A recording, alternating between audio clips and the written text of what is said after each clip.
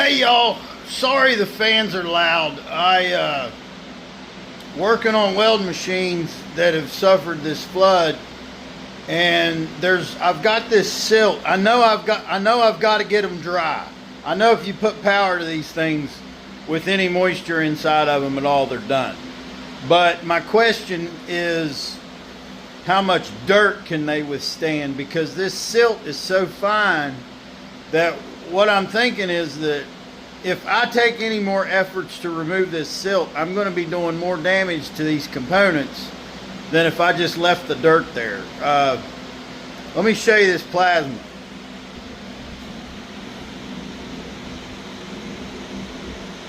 You see, that's the silt that's settled.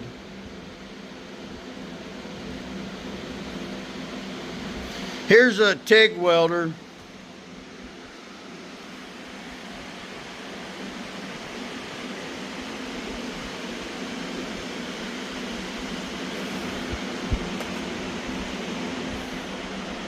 Another TIG welder. These high frequency TIG welders, man, I don't know.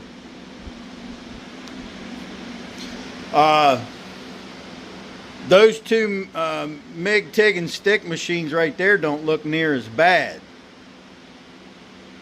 I don't know actually what determined why some of these machines have a tremendous amount of silt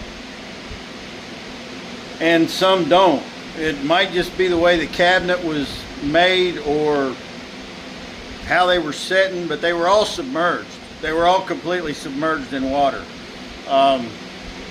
Anyway, any of you guys that maybe are gurus with regards to electronics, I wonder what you think about my thought with regards to,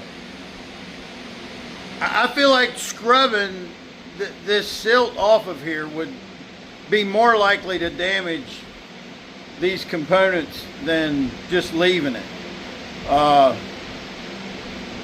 And I've got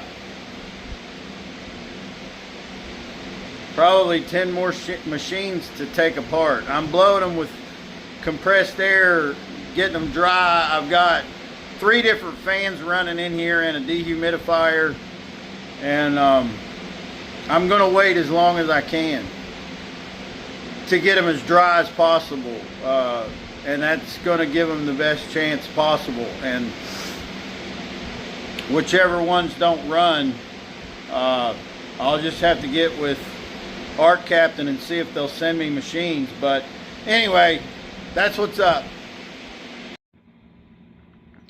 I was just watching this because I put this stuff on Facebook, but I wanted to put it on YouTube, and I'll explain to the people on YouTube that I shared that first 3-minute video on Facebook, and I was asking people for ideas on what they thought about cleaning up them welders.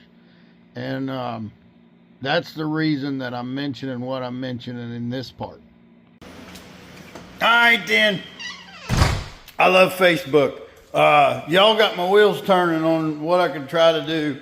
A lot of people had mentioned blowing the welders out with compressed air, which I'd already done that. Actually even done it when they were still wet, thinking that would blow this silt off, and it didn't. You're not supposed to blow with high pressure, and I was blowing with high pressure. I hope I didn't do any damage there, but it didn't work on the silt. And a bunch of people had mentioned the contact cleaner, electrical contact cleaner. That stuff's $10 a can. And I was wondering, like, the amount of machines I got around here, I could easily spend $200 or $300 on contact cleaner. And I didn't know what contact cleaner was, so that's what's cool about the Google machine, is I pumpity-pump, deep in the Google machine, and I said, what is contact cleaner? And it's basically isopropyl alcohol, which I have, and it's not $10. You get a whole, it's not $10 for 12 ounces, like contact cleaner. This is a whole quart, and it's a couple bucks, you know. So the thing about buying a bottle of alcohol like that is you don't have the, you don't have the propellant thing going on that you would buy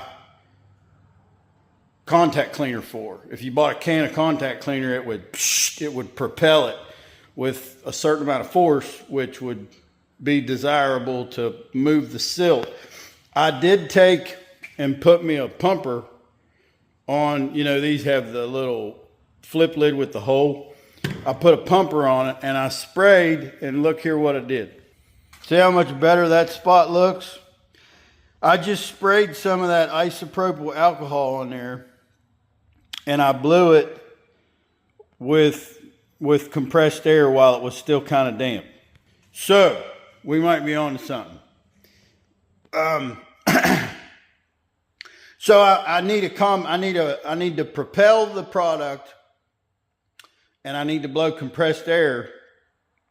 And I put 2 and 2 together and added 12 and carried to 5, and here's what I come up with. That's exactly what my paint guns do. That's what this thing will do.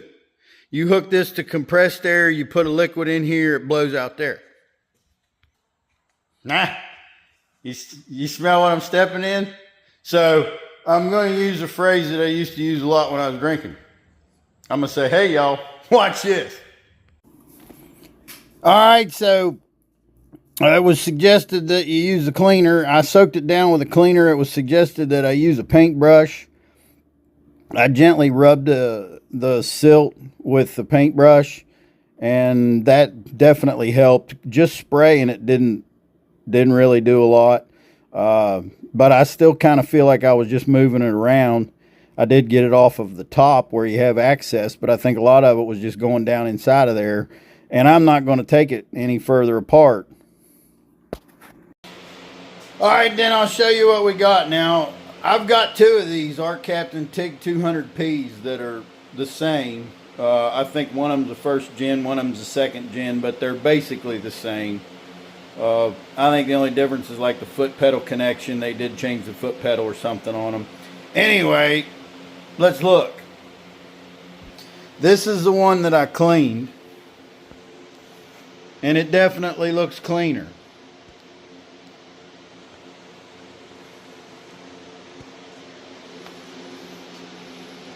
And this is the one this is how it was after the flood.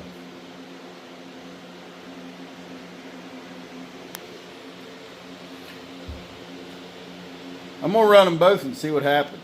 And I don't know if I would go any further on the rest of the machines trying to clean this way or not. The way this seemed to me, what happened when I did it, I'm cleaning all that silt off the top, but it's moving it down into the machine. You're not getting it all out of there. You'd have to completely disassemble it. So it could be something negative that I'm doing by trying to do that. The only thing I can think of negative about the filth of that silt on the machine would be, for one thing, if it stops the cooling fan from operating, which is not a big deal to replace. But the other is, just by having the layer of silt on there, the machine could run hotter. But that's what's cracking, and I'm not putting any more time into it. There's too many other things I got to do here, so I'm going to get to doing that other.